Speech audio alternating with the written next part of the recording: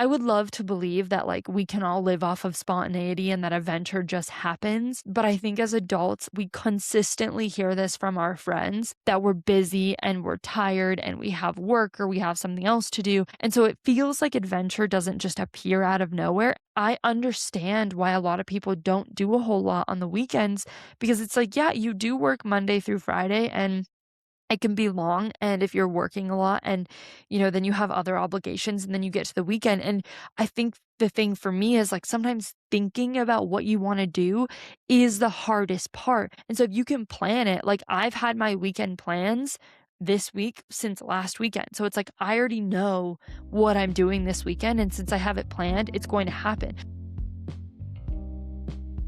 Welcome to the Blue Rose Podcast. I'm your host, Becca Blue Rose, a runner, storyteller, and believer in creating a life that feels like your own. Some weeks it's just you and me, and other weeks I'm joined by women who are chasing their own version of a bold, unapologetic life. Together we explore what it really means to take risks and trust your own path. Hey guys, how's it going? Welcome to this week's episode of the podcast. Super grateful that you guys are here today. I recorded this episode last week and then I went to edit it, and for some reason the audio didn't record, and so I had no podcast to put out on Thursday because I really didn't feel good on Wednesday and Thursday. And so yeah, I didn't have a podcast to put out, and my goal this year was to be as consistent as possible to do one episode a week. And so this is just your reminder that everyone is human and we're not perfect all the time, and that is okay. I think I was pretty hard on myself at first, and then I was like, Becca, it's okay. You can put it out another day. You can re-record it. It's part of the process. This is what happens. But on the bright side, the sunny weather is coming out, and something I was thinking about because it relates to today's episode is that, when you like meet someone new or you're talking to someone, it's kind of like you end up on the weather when you don't know what to say to someone or you don't know what to talk about. And so you're like, what's the climate like there? How's your weather been? Oh, yeah, I love the winter and the rain, or whatever it is that you talk about very randomly. And it's just funny how we all like the weather is just like so universal that it's just like, well, if I can't find anything to relate to you on, at least I can relate to you on the weather.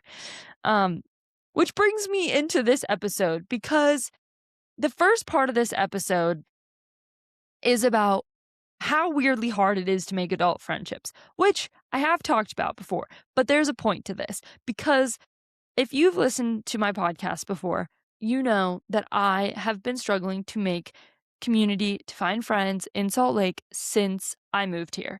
And so I feel like recently the community that I have built and the friends that I have found and the people that I have met really have come from me doing like very random things. And that made me think about how sometimes we don't let ourselves do random things because we tell ourselves that like they're too expensive or we don't have time.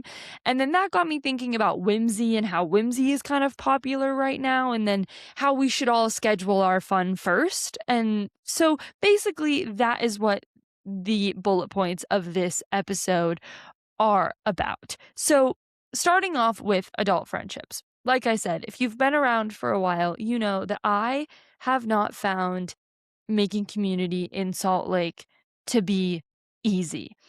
And I think that it's such a unanimous experience for adults to feel like making friends is hard because we have jobs and then we go home and we have routines and then we have partners. And I've found that once you have a partner, sometimes it's a little harder to make friendships because it's just so easy to hang out with your partner. And adult friendships, like they don't just like happen, like you have to go out and try something new, or you have to put yourself into situations where you're kind of willing to be just like awkward and weird, and sometimes you don't want to do that and it can be difficult, but you just kind of like have to. And trust me, like I tried everything. Like I was on Bumble BFF. That didn't really work for me because I don't know about anyone else's experience, but I feel like everyone that's on Bumble BFF, it's like you message them, but then you never actually get a message back. And then to be fair, I was the culprit in one of the Bumble BFF situations where like we hung out once and then I just got really busy as we do as adults, and then it just kind of, like, fell through the cracks, and I feel like that's been my experience with Bumble BFF, like, I haven't really that hasn't really worked for me. I tried a bunch of run clubs, that also didn't really work for me. I just didn't find a run club that I just, like, really loved and that was, like, at a time that I could go and could make it work, especially in the winter. So yeah, that didn't really work for me. Even like when I tried my pottery class, my intention was to make friends, but no one really wanted to talk in that class. So I don't know. It's just hard to make adult friendships. And I think we all experience that. And what I have learned is that you have to put yourself into, like, slightly random situations or just try things where, like, I don't know, maybe, like, your intention so my intention is to make community, so I feel like I'm putting that intention into the world, but some of the things that I've done that were the times that I feel like I've met people weren't necessarily the times that I was, like, going out to make friends, if that makes sense, like, it wasn't, like, necessarily at a run club or something, and so to give you an example of this. So the other day, my friend was in town and we went to an aerial silks class randomly. And it was just like we woke up on Sunday morning and we were like, what should we do today? And then we saw that there was an aerial silks class happening. And for those of you that don't know what that is, that's like the people in like the circus or something where like you have this two like silky strings and you like go up in the air and do a bunch of like rotaty flippy things. It's really hard. So I learned that. But we went and did that, and then this girl talked to us afterwards, and she just asked us, if we just, like, randomly started doing this and blah, blah, blah, and so her and I are gonna hang out, in, like, a week, and so that was, like, a very random situation where, like, I wasn't planning to meet someone at an aerial silks class of all things, but then I met someone, and she seems really cool, and so I was like, "Sure, I wanna go hang out." And this is kind of tying into the next bullet point, which is, like, the unexpected joy of trying new things. So, for the longest time, I had been wanting to learn how to splitboard. I wanted to get up and hike a mountain for sunrise in the winter. I was having really tough winters because I didn't have, like, a super strong winter hobby that I love to do. I grew up downhill skiing. I just wasn't in love with resort skiing anymore. I really wanted to try something new. I love watching the sunrise. I love exercising. And so I've lived in Utah for almost 3 years now. This is my 3rd winter, and the first 2 winters I was here, I would not allow myself to buy a split board. I was like, "I don't have anyone to go with. It's dangerous. I don't want to spend the money or I don't have the money," or really it's not that I didn't have the money, it's just like I was choosing to say like that's too expensive, I don't want to do that, that's not responsible, I'll try it later, now's not the right time, yada yada yada yada. There's so many different excuses. But it just kept nudging me and that curiosity kept coming back cuz I was like want to I really want to try this thing and slowly but surely I kept meeting people that they love splitboarding. That is what they do in the winter. I met my coworkers. My coworkers, that's what they do in the winter. And so I just kept meeting people that was like, that is what they do in the winter. And so finally this year in January, I was like, you know what? Whatever. Maybe this isn't the most practical decision. Maybe I won't like it. Maybe this is an expensive purchase, but I am going to do it anyways because I just kept imagining myself climbing those mountains for sunrise and getting to ski some really cool terrain and having friends that I could go with. And I want to step back a second to say that trying new hobbies is hard. And then trying them alone is also hard. And so it can be really challenging to get past that first barrier of like, if I had let myself sit in the like, I don't know anything about splitboarding. I don't know anything about avalanches. There's like Avi courses that you should take. I don't have a beacon or a probe or a shovel, nor do I know how to use them. I don't know. Like, there's so much stuff that I don't know.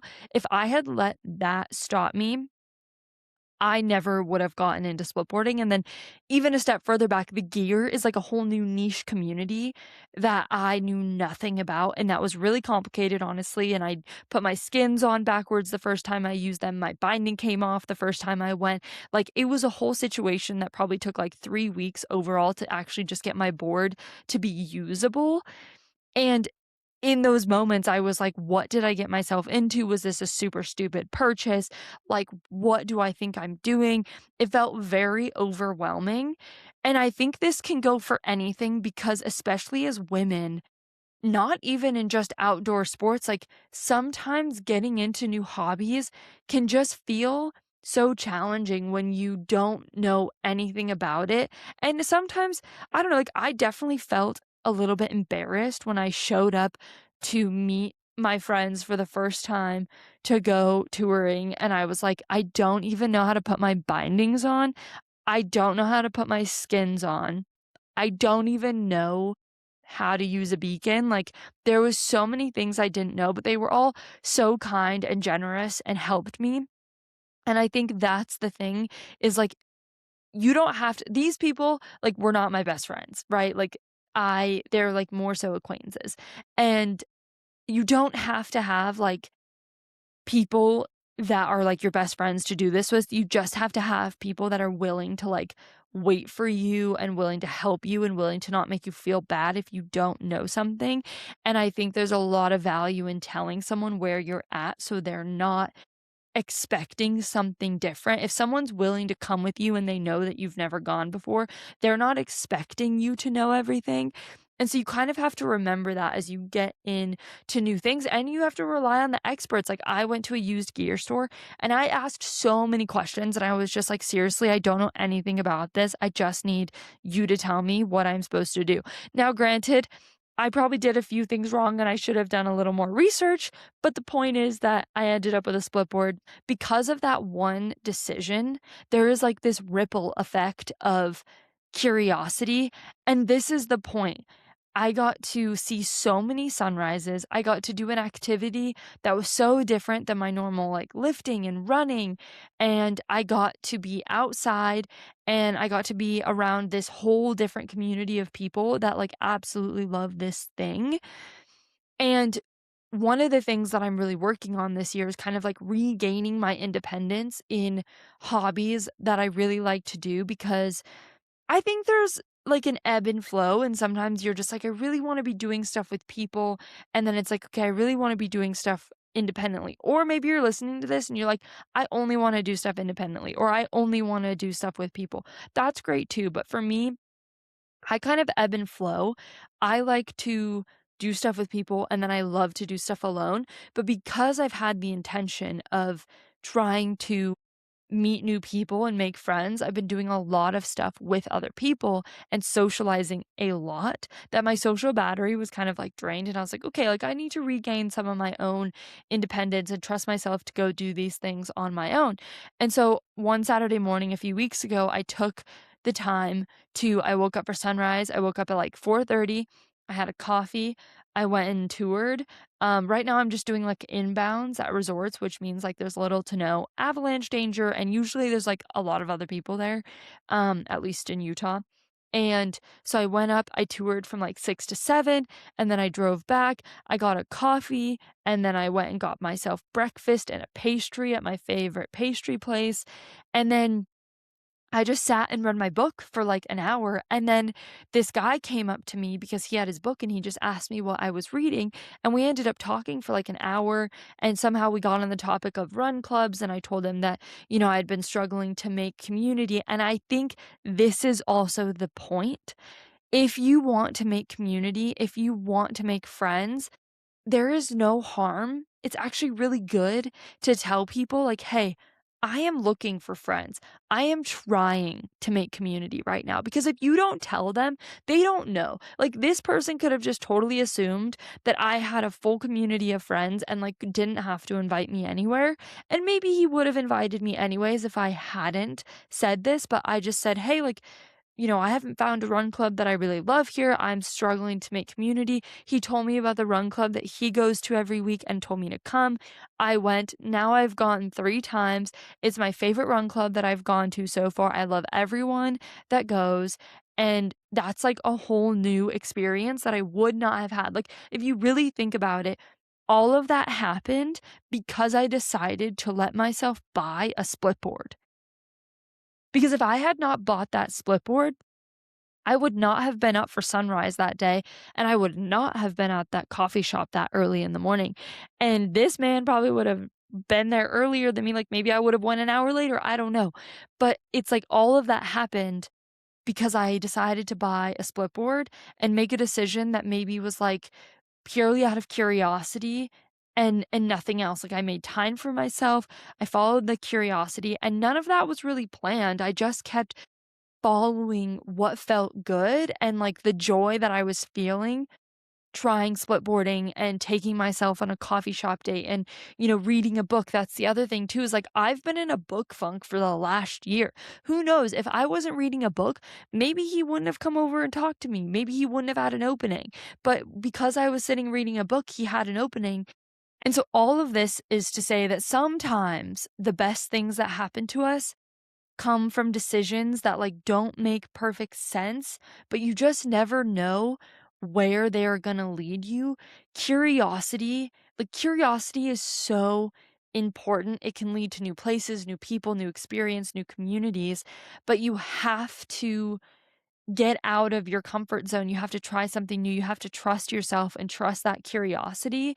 And then you never know, like, that is just like a whole chain of reactions that you could not have predicted. But it's like the intention behind the split board was like, one, I know that there's people around me that love this hobby so much, so why don't I start doing it? Because then I can build community that way. I think the point is to maybe focus on the whimsy a little bit of, like, listening to that voice in your head that says, "That sounds like fun."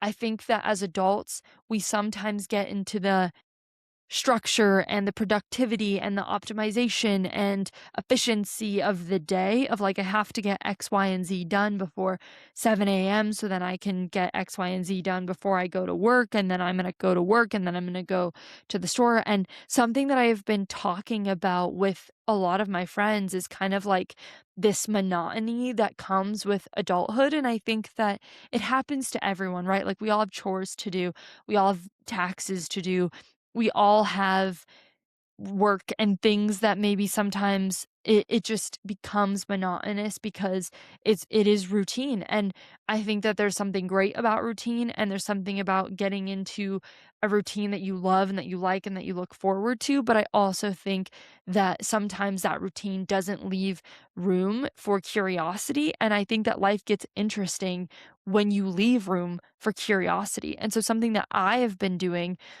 is scheduling my fun first. Most people schedule their work, their obligations to their friends, to their family, to whoever it is. Most people schedule that first, and then whatever they want to do kind of gets squeezed in later. But instead, I've been trying to schedule my fun first and then organize everything else around it. So every Sunday, I'm sitting down and I'm scheduling what I want to do, and then everything else kind of gets filled in from there. It's like I will fill my chores, I'll squeeze my chores into whatever time I give it. So if I give myself 4 hours to do my chores, well, then they're gonna take 4 hours. But if I schedule all my fun first and I'm like, "Okay, well, on Saturday morning, I wanna wake up for sunrise, and then I wanna go to a coffee shop, and then I wanna read my book, and then I wanna do dinner with a friend," then it's like, okay, well, then my chores are going to be squeezed into that amount of time that I have left in the day instead of the other way around. It's like, oh, well, I can't go hang out with my friend because I have chores to do. And this is just an example, but I think there's so many different ways that this becomes a reality, and it's just like our time gets eaten up so quickly. And so if you don't plan the sunrise, the brunch, the coffee date, the walk in the park, the hike, the whatever it is, if you don't plan that first, sometimes it feels like it doesn't happen. Weeks go by and you're wondering where all your time went, and it's like, oh my god, like, I didn't even know this is what I was spending my time on, right? I think that what helps counteract not only the week feeling monotonous, but your days is adding small acts of joy into every single day. So, something that I love to do, this is just an example, but I love waking up super early and I love getting my workout in before I go to work. And for me, that feels very joyous. Like, I love getting fresh air on my skin. I also love scheduling like 10 extra minutes for me to take a shower in the morning because I love long hot showers in the morning, and that just like makes me feel really good. And it also just makes me feel really good to watch a sunrise on a work day or to go get a coffee with a friend before work sometimes. And so for me, those are little things that I schedule sometimes in the week to be like, well, yeah, like daily, I am doing things that I love to do and that I really want to do. And then weekly, it's like I am making sure that, like, at least once a month, I am trying something new and I am exploring a new place and I'm talking to someone new and I take myself on a solo outing. Like, once a month, I am at least doing those four things to then put myself into new and different situations where things can happen. And again, some ideas for you because I know that it can be hard and you can maybe you're sitting there and you're like, "Well, I don't really know what to do." And maybe you're not someone that is looking for friends. Well, great. Still follow your curiosity anyways and schedule your fun first. I think regardless of your circumstance, where you're at in life, what you're struggling with, what you're focusing on, I think that adding curiosity and trusting yourself and moving forward in that curiosity is so good because it just adds a little spice to life and it just changes things up and you just never know where something is going to lead you. With that, I want to leave you with some ideas that you could go and try, right? You could take yourself on a breakfast date. You could go explore a new coffee shop or a neighborhood you've never been to. You could go to a random event. You could try a random class like an aerial silks class or a boxing or a pole dancing class. You could read something new. Something that I've been doing is reading new books to gain a new perspective. You could join a run club. You could try an art class. You could try a new outdoor activity. You could try rock climbing. There's so many things that you can do that will get you out of whatever routine you're in and kind of like help you embrace like a new community or a new activity. And I just think that there's something so powerful about community and friendships and trying something new, and they don't just appear out of nowhere. I would love to believe that like we can all live off of spontaneity and that adventure just happens. But I think as adults, like, we consistently hear this from our friends that we're busy and we're tired and we have work or we have something else to do.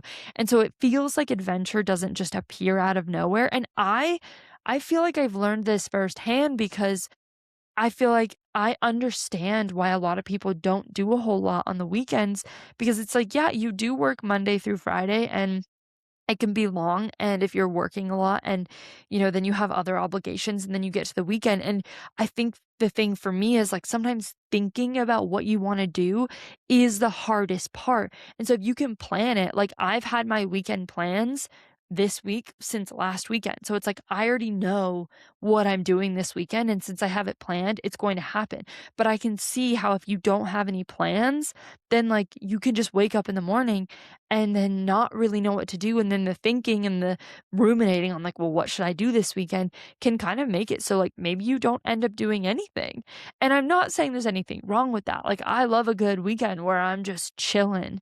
But I think that if you're doing that all the time, then you're not allowing yourself to experience like the joy and the curiosity and giving yourself permission to go out and find these like new whimsy things that you could try. So, with that, guys, just a reminder that the life that you want, the thing that you are searching for, could be on the other side of trying something super small. You don't have to go buy a split board, but you never know what even just like going to a random coffee shop or trying something new could do for you. And so I just encourage you every week to schedule something for yourself that you feel curious about and to just get out of your normal routine, your day to day, and just maybe try to find a new perspective.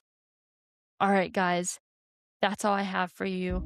I hope that you have such a good week, and I will talk to you soon. Bye. Thanks for listening to the Blue Rose Podcast. If you love this episode, please hit follow, leave a review, or send it to a friend who's building their own bold life. Keep trusting yourself, and I'll see you next week.